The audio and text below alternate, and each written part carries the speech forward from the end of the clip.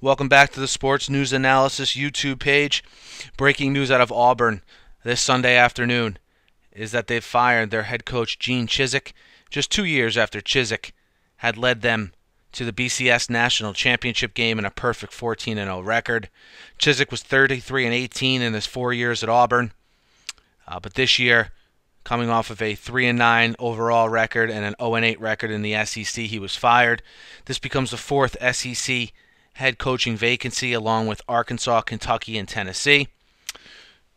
There's a lot of feeling out there that this Auburn job is the best job out of the four, just because of the stout recruiting classes they've had the last couple of years. We have some names that we've been hearing on message boards, hearing on websites, and our own personal opinion as far as who Auburn will go after next as their next head coach. We'll start off with who we feel is the odds-on favorite to take Gene Chizik's job, and that's Charlie Strong, currently the head coach at the University of Louisville, longtime SEC assistant, most notably a defensive coordinator at the University of Florida. Strong has had some pretty good success at Louisville. They haven't been great, but they've been near the top of the Big East since he's got there. What we think the strong suits for Strong, no pun intended, is the fact that he has recruiting ties in the area. He knows the landscape. He's going to know what he's getting into with this SEC job in the SEC environment. He's a good recruiter, and we think that'll help keep intact the class that Auburn already has committed. Anytime there is a coaching change like this, you guys all know the most important thing is keeping that core recruiting group intact so you don't lose a year of recruiting due to a coaching change. We think Charlie Strong has the best chance at doing that. We also think that Auburn, they need to solidify their defense. That's been a big problem for them under Chizik, and Charlie Strong's a defensive-minded coach, and we think that he'll go a long way in solidifying that side of the ball. The second name is a name that's going to be, because it's Auburn and because of the success he had there as the offensive coordinator, a name you kind of have to mention is Gus Malzahn. Gus Malzahn has had some pretty good success now at Arkansas State as the head coach there, but most notably, he was the offensive coordinator in 2010. Him teaming up with Cam Newton proved to be let's face it, a magical combination for that one season, as Auburn, on the heels of largely a high-powered offense, won the national championship. While the benefits to hiring Malzahn back are pretty obvious, the unique offense, the fact that the offense works in the SEC, and the fact that he knows the recruiting landscape because he was the offensive coordinator at Auburn. The drawbacks to Malzahn is, he's a Chizik guy. Chizik brought him in. He was Chizik's assistant. Does the athletic staff at Auburn want to rid themselves of everything Gene Chizik? And I don't mean because Chizik didn't have success there because he won a national championship, but let's not forget all of the allegations that swirled around the Auburn program during Chizik's regime. Does it work against Malzahn, and do they look to just rid that entire program of anything related to Gene Chizik? We'll see that, but Malzahn definitely a name that will be mentioned. Third name that we wanted to float out there, and we floated his name out there for the for the Arkansas job as well, is Vanderbilt's head coach James Franklin. Now, there's rumors, very serious rumors, that he's the top candidate at NC State. So if anyone watched James Franklin, something tells me they're going to have to act quick because he's on the top of a lot of programs' radars right now, and due in large part to the success he's had at Vanderbilt.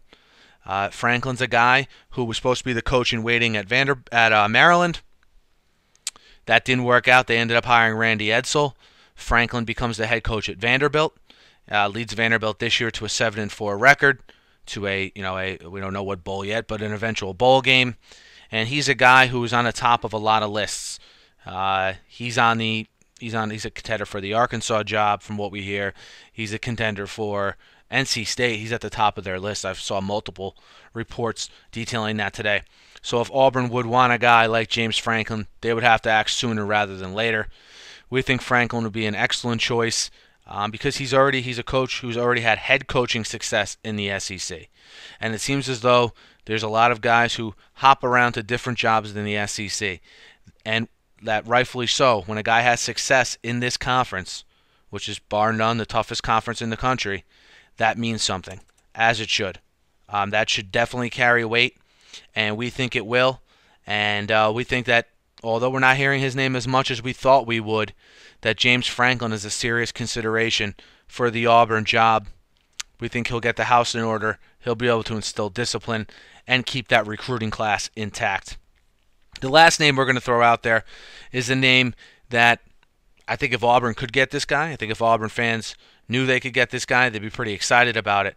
I don't know what his temperament is as far as leaving where he is now, but I'm going to throw a name out there. I'm going to throw David Shaw out there, the current head coach at Stanford.